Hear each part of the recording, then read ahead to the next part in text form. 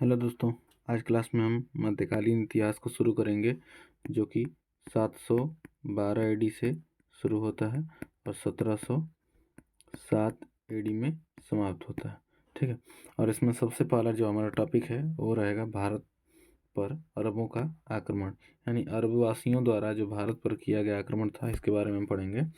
और ये हमारी शुरुआत होगी 712 एडी से। ठीक है। और उसमें भी सबसे पहला हमारा जो टॉपिक है वो है मोहम्मद बिन कासिम। हमारी पहली क्लास है हिस्ट्री की, और ये जो सीरीज है ये अब कंटिन्यू जारी रहेगी। ठीक है। तो भारत पर अगर देखेंगे तो सबसे जो पहला आक्रमण था वो अरबों का ही था, इसके बाद तुर्कों का था। तो सबसे पहले हम अरबी आक्रमण के बारे में पढ़ेंगे। यहाँ पे आप इमेज देख भी सकते हैं, इसके बारे में हम जानते होंगे। ठीक है। और आगे इसी के बारे में हम पढ़ने वाले हैं। तो चलिए आज के टॉपिक को आगे बढ़ाते हैं। तो आज का हमारा जो टॉपिक है वो है मोहम्मद बिन कासिम। ठीक है। यह भारत में 712 एडी में आक्रमण करता है। ठीक है। तो इसी की हिस्ट्री को आज हम पढ़ने वाले हैं, जो कि पेपर में इससे बहुत ज़्यादा क्वेश्चन पूछे जाते हैं। तो सबसे पहले शुरुआत करते हैं हम अपनी कहानी की। तो 712 एडी में जब हम बात करेंगे यहाँ अरब प्रायद्वीप की, यहाँ पे आप देख सकते हैं इसको अच्छी तरीके से, ये अरब प्रायद्वीप है। यहीं पर एक देश है जिसका नाम है इराक। ठीक है। और उसकी राजधानी क्या है? बगदाद है आज भी। उस समय बात करें तो उस समय बगदाद का जो शासक था वो बगदाद का शासक था अल हज्जाज बिन यूसुफ। यहाँ पे उसकी इमेज देख सकते हैं आप। तो इसका होता क्या है कि यहाँ से इस तरीके से इसकी व्यापारिक नावें और यहाँ पर आती हैं। ठीक है। इसी तरीके से इसी मार्ग से होकर के जाती हैं। तो यहाँ पे ये जो आप देख सकते हैं, ये जो इंडिया वाला पार्ट है यहीं पर है पाकिस्तान। इसी इमेज को यहाँ पे बड़ा करके दिखाया गया है। तो ये हमारा जो है वो इंडिया वाला पार्ट है, और उसके बाद ये सब पाकिस्तान वाला है। तो उसी में ये जो जगह है उसका नाम है सिंध। और सिंध नामक जगह पे एक बंदरगाह रहता है जिसका नाम था देवल बंदरगाह। और इस सिंध नामक जगह का जो शासक था वो था दाहिर सेन, जो कि ये फिगर यहाँ पे लगाया गया। तो इस सिंध नामक जगह का शासक था दाहिर सेन। दाहिर सेन। ठीक है। और देवल बंदरगाह पे उसी का अधिकार रहता है। तो यहाँ से जब इस अल हज्जाज बिन यूसुफ की नावें होकर के जाती हैं तो ये दाहिर सेन क्या करता है कि देवल बंदरगाह पर उसकी नावों को लूट लेता है। ठीक है। और जब इस बात का पता चलता है अल हज्जाज बिन यूसुफ को, तो यह अपने सैनिकों द्वारा इस दाहिर सेन के पास वार्निंग भिजवाता है कि तुमने जो भी हमारी नावें लूटी हैं उनको तुम क्या कर दो, वापस कर दो। और जो भी जितना भी सामान तुम उससे लूटे हो सबका सब वापस कर दो। लेकिन ये जो दाहिर सेन है यह उन नावों को लूटने मतलब वापस करने से मना कर देता है।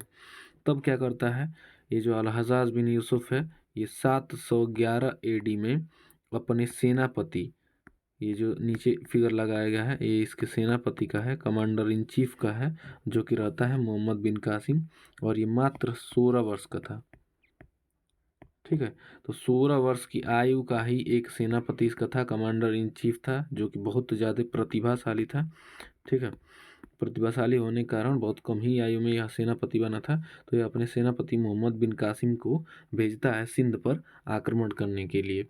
ठीक है। और वह यहीं पर जब सिंध पर आक्रमण ये करता है तो इन दोनों के बीच में दाहिर सेन और मोहम्मद बिन कासिम के बीच में युद्ध होता है, जिसको हम जानते हैं वह हिंद का युद्ध। वह हिंद का युद्ध। ठीक है। इस वह हिंद के युद्ध में जो मोहम्मद बिन कासिम है वो दाहिर सेन की हत्या कर देता है, तथा इसकी 2 पुत्रियां रहती हैं जिनका नाम था, एक का नाम था सूर्य देवी और एक का नाम था निर्मला देवी। ठीक है। इसकी इन दोनों पुत्रियों को ये भेज देता है यहीं इराक यानी कि बगदाद। ठीक। अल हज्जाज बिन यूसुफ के पास। उसके बाद अगर इससे रिलेटेड मोहम्मद बिन कासिम से रिलेटेड हम कुछ इम्पोर्टेंट पॉइंट देखें तो हम देखते हैं इसमें कि मोहम्मद बिन कासिम जो था, मोहम्मद बिन कासिम यह भारत पर आक्रमण करने वाला पहला अरबवासी था, यानी कि पहला अरबी व्यक्ति भारत पर आक्रमण करने वाला। अरब होने के साथ साथ यह मुस्लिम भी था, यानी कि भारत पर पहला आक्रमण करने वाला मुस्लिम या कह लें या फिर अरबी व्यक्ति, तो वो कौन था? मोहम्मद बिन कासिम था। ठीक है। अब इसके बाद अगर इसमें इम्पोर्टेंट पॉइंट और देखें तो एक वर्ड सुने होंगे आप लोग, जजिया कर। ठीक है, जजिया कर। ये भारत में जजिया कर लगाने वाला या पहला व्यक्ति था, पहला व्यक्ति। और ये जजिया कर जो था, ये कोई धार्मिक कर नहीं था। इसको बहुत ज़्यादा लोग धार्मिक कर के रूप में समझते हैं ये, लेकिन ये कोई धार्मिक कर नहीं था। ये नॉन मुस्लिम टैक्स था, नॉन मुस्लिम टैक्स। यानी कि मोहम्मद बिन कासिम ने जब भारत पर आक्रमण किया, तो उसके बाद जब अधिकार किया इन सारी जगहों पर, सिंध उन पर, तो उसके बाद इसने लोगों से कहा कि यदि आप मुस्लिम हैं तो आपको कोई भी टैक्स नहीं चुकाने की ज़रूरत है, लेकिन अगर आप मुस्लिम नहीं हैं तो आपको एक टैक्स चुकाना पड़ेगा, जिस टैक्स का नाम था जजिया। ठीक है। तो ये जो जजिया कर है, ये कोई धार्मिक कर नहीं था, ये एक नॉन मुस्लिम टैक्स था। जो लोग मुस्लिम नहीं थे वो लोग इसे चुकाते थे। अब इन नॉन मुस्लिम के अलावा कुछ और भी ऐसे लोग थे जो इस टैक्स को नहीं चुकाते थे। अगर हम बात करें इस टैक्स की, तो कौन कौन से ऐसे लोग थे जो इसको नहीं चुकाते थे? तो इनमें थी विधवाएं। ठीक है। और थे विकलांग लोग, जो महिलाएं विधवा थी, जो लोग विकलांग थे, वो इस टैक्स को नहीं चुकाते थे। और एक और इम्पॉर्टेंट चीज़ कि यह ब्राह्मणों द्वारा भी नहीं लिया जाता था। ठीक है। नॉन मुस्लिम होने के लिए तो ये भी है, ब्राह्मण भी नॉन मुस्लिम है, लेकिन इन तीनों लोगों से, विधवा से, विकलांग से और ब्राह्मण से, इन तीनों लोगों से यह जो जजिया कर है यह नहीं लिया जाता था। ठीक है। ये जो जजिया कर था, यह किसी भी व्यक्ति की आय का लगभग 1/2 हिस्से से और 2/3 हिस्से तक का होता था। यानी कि अगर 1/2 की बात करें तो 50% से और लगभग 66 से 67% तक होता था ये जो टैक्स लिया जाता था, केवल नॉन मुस्लिम होने का, मुस्लिम न होने के कारण। ठीक है। लेकिन इन तीनों लोगों से नहीं लिया जाता था। उसके बाद जैसे जैसे समय बीतता गया, तो हम दिल्ली सल्तनत में देखते हैं, दिल्ली सल्तनत में ब्राह्मणों पर भी टैक्स लगा दिया गया था। और वो टैक्स लगाने वाला व्यक्ति कौन था? तो वो था फिरोज शाह तुगलक। ठीक है।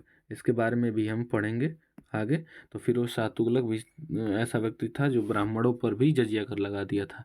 इसके अलावा मोहम्मद बिन कासिम से जो रिलेटेड पॉइंट है इम्पोर्टेंट, तो इसमें हम देखते हैं कि इसने कुछ गोल्डन कॉइन चलवाया था।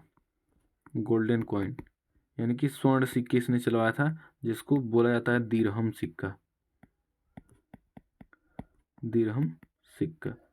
ठीक है। तो ये भी पेपर में बहुत ज़्यादा पूछा जाता है कि दिरहम सिक्का किसने चलवाया था। उसके बाद अगर हम बात करें तो भारत में अरबी घोड़े लाने वाला व्यक्ति, क्योंकि पहले भारत में अरबी घोड़े नहीं हुआ करते थे, इसके आने के बाद ही अरबी घोड़े भारत में आना शुरू हुए, तो वह था मोहम्मद बिन कासिम। ठीक है। उसके बाद जो खजूर की खेती होती है, जो खजूर होता है, तो खजूर की खेती भी इसी के आने से शुरू हुई थी। और सबसे पहले खजूर की खेती शुरू हुई थी सिंध में, मोहम्मद बिन कासिम ने जब उस पर आक्रमण किया। ठीक है। इसके अलावा ऊँट का पालन भी पहले नहीं किया जाता था यहाँ भारत में या फिर सिंध में, तो मोहम्मद बिन कासिम के आने के बाद ही ऊँट का पालन भी भारत में शुरू हुआ। ठीक है। इसके अलावा और भी अगर हम बात करें कुछ इम्पोर्टेंट पॉइंट की, तो इसमें और भी इम्पोर्टेंट पॉइंट है, जैसे जो मानसून वर्ड है, मानसून जो वर्ड हम यूज़ करते हैं, और उसके बाद जो एटलस वर्ड यूज़ करते हैं, एटलस, ये दोनों वर्ड, चाहे एटलस बनाने की भी बात हो, तो ये दोनों जो शब्द हैं, ये दोनों शब्द अरबों ने ही दिया था, यानी कि मोहम्मद बिन कासिम के आने के बाद। उसके बाद जो एटलस बनाने की प्रक्रिया है, ये एटलस भी उन्होंने ही बनाया था, अरब वासियों ने ही।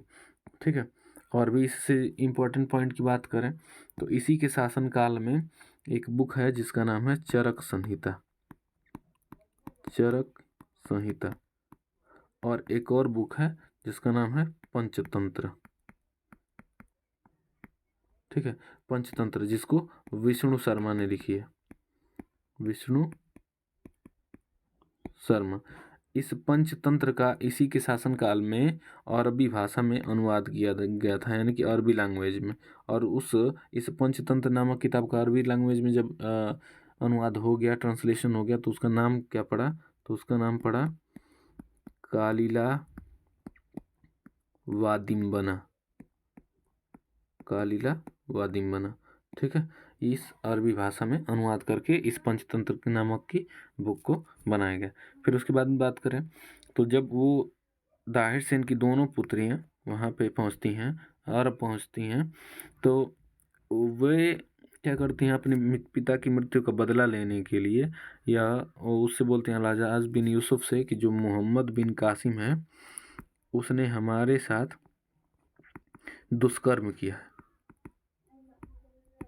ठीक है, दुष्कर्म किया है। और उसके बाद क्या करता है कि 714 एडी में जो मोहम्मद जो क्या बोलते हैं अल-हज्जाज बिन यूसुफ था, उसने इस मोहम्मद बिन कासिम को 2 वर्ष बाद ही वापस बुला लिया और उसे मृत्युदंड की सज़ा दे दी, यानी कि उसको मरवा दिया, ठीक है।